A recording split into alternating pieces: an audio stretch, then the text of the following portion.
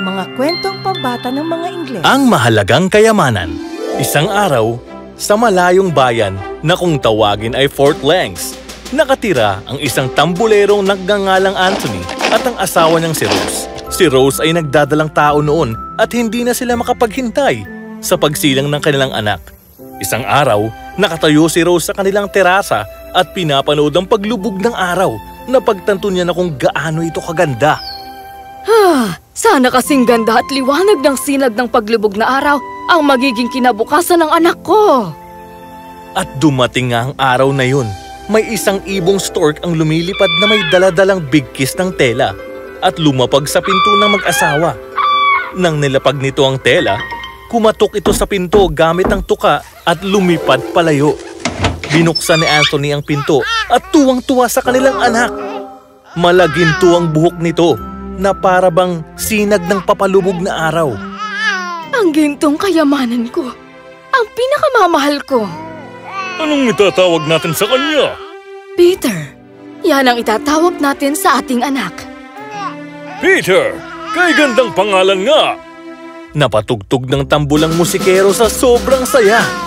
Lumaki si Peter na masayahin at puno ng buhay.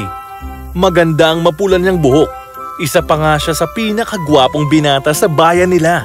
Wala ring makakapantay sa galing niyang kumanta at tumugtog ng gitara sa buong Fort Langs.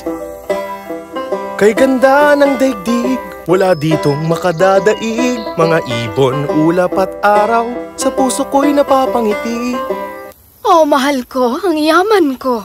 Napakaganda ng tinig mo, anak. Dapat maging musikero ka at umawit sa mga palasyo ng mga hari at reyna. Hindi maaari, Rose. Magiging sundalong anak ko.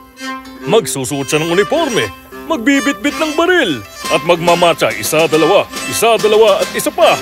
Pulang buhok niya, hindi ginto. Pero walang ibang gusto si Peter kundi ang maging musikero at hindi isang sundalo. Minsan, napadaan ng musikero ng bayan na si Banjo at narinig niya ang boses ni Peter habang kumakanta siya.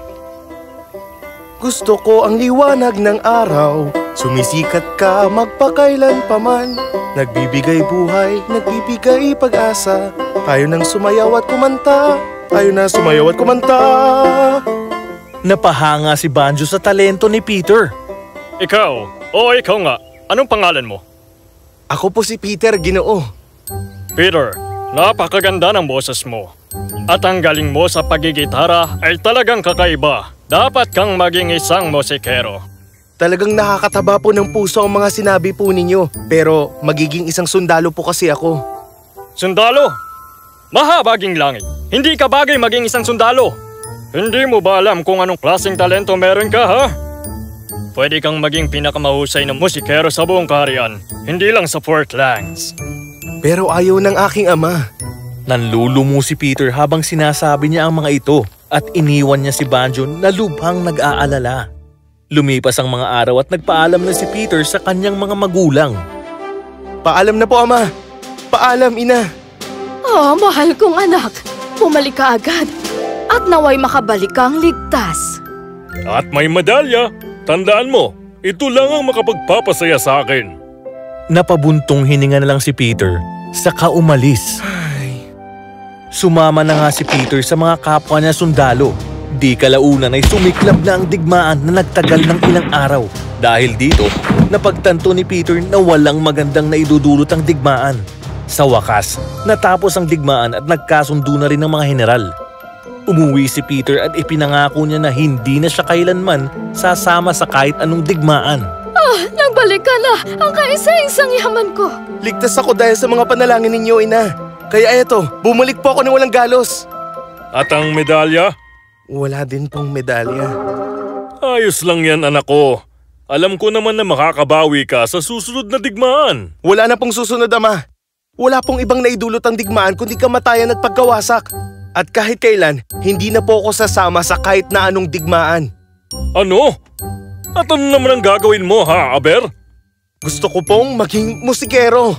Hinding-hindi ako makakapayag!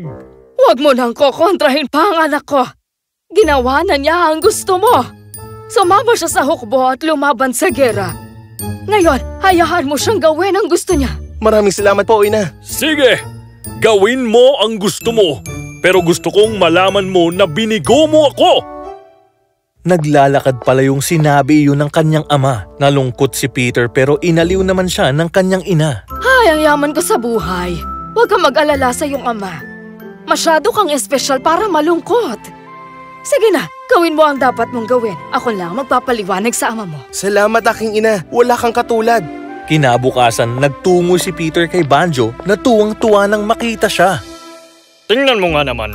Ang mahusay na musikerong si Peter. Maligayang pagbabalik aking mahal na kaibigan. Masaya akong makita ka, Banjo. Mas masaya akong makita ka, Peter. Sabihin mo, bakit ka napadpad dito?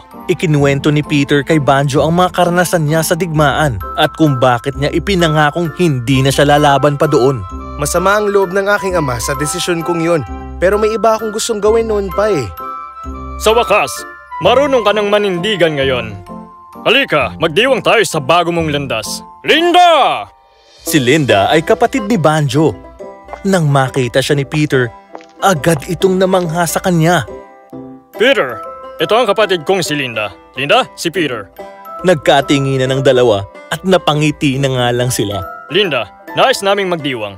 Maaari mo ba kaming dalhan dito ng masarap na pagkain mula sa kusina? Siyempre naman, kuya. Nang mga sumunod na araw, tumutugtog na ng gitara at kumakanta si Peter sa bahay ni Banjo kung saan laging naroroon ang mga ministro at mga maharlika.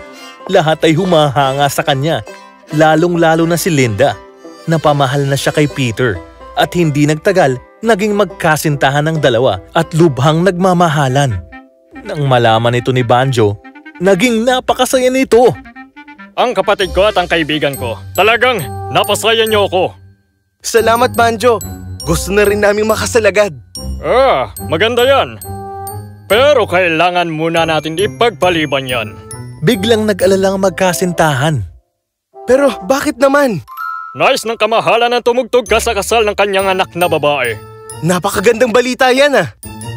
Nagpasalamat si Peter kay Banjo at nang lumingon ito, wala na si Linda sa kwarto. Alam ni Peter na nagtatampo ito, pero ang tumugtog para sa palasyo ng hari ay isang bagay na matagal na niyang gustong gawin. Umuwi siya sa kanila at sinabi sa kanyang ina ang lahat. Lubha itong natuwa kaya gumawa siya ng masarap na pagkain para sa pag-alis niya. Nagpaalam na siya at umalis. Tumugtog si Peter sa kasalan sa palasyo at ang lahat ay natuwa at nagalak. Naging sikat na siya. Inimbitahan na rin siya ng mga hari at reyna ng ibang kaharian para pumunta at tumugtog sa kaharian nila. Malugod na tinanggap ni Peter ang mga hiling nila. Hanggang sa nakapunta na siya sa iba't ibang kaharian para tumugtog at kumanta sa mga tao. Naging tanyag siya sa mga tao at tinawag na nga siyang si Peter ang musikerong mapula ang buhok. Pero sa kabila nito, nangungulila pa rin siya sa kanyang pamilya at kay Linda.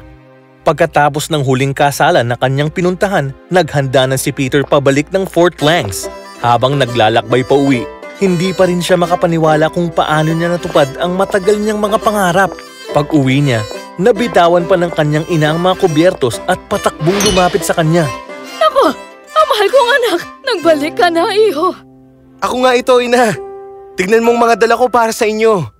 Iniabot ni Peter ang dala nitong lalagyan. Sa sobrang bigat nito, hindi kinaya ng kanyang ina na buhatin ito ng matagal.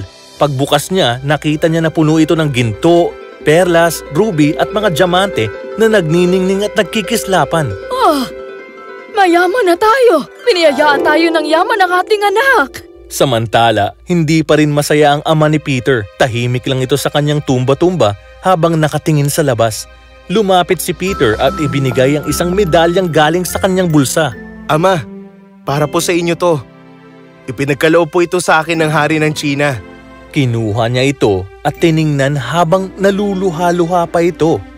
Tumayo siya at niyakap ang anak. Ipinagmamalaki talaga kita, anak ko. Rose, halika dito. Sabi ko sa'yo, bagay talaga siyang maging isang musikero. Nagkatinginan silang tatlo at nagtawanan na lang sila. Ikinasal sila ni Linda na may maggarbong handaan kung saan nagkwento na nga si Rose tungkol sa kanyang anak. Ang anak ko, Tinupad na niya ang kanyang pangarap at hindi kami binigo.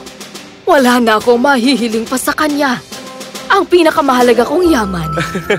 Salamat po, Ina. Pero oras na para malaman mo na hindi ginintuan ng buhok ko, kundi pula. Di ba nga? Ay nako, Peter. Matagal ko nang sinasabi yan sa nanay mo eh. Hindi ang buhok mo ang ginintuan, anak, kundi ang puso mo. Oo, ang puso mo napakabuti. Kaya ka nakakagawa ng magagandang musika. Biyaya ito mula sa lumulubog na araw. Kaya sa tuwing kakanta ka, napupuno mo kami ng tuwa at saya. Mahal na mahal kita. Ina, bakit ngayon mo lang sinabi ito lahat? Bakit nga ba? Hinihintay ko lang matapos ang kwentong ito.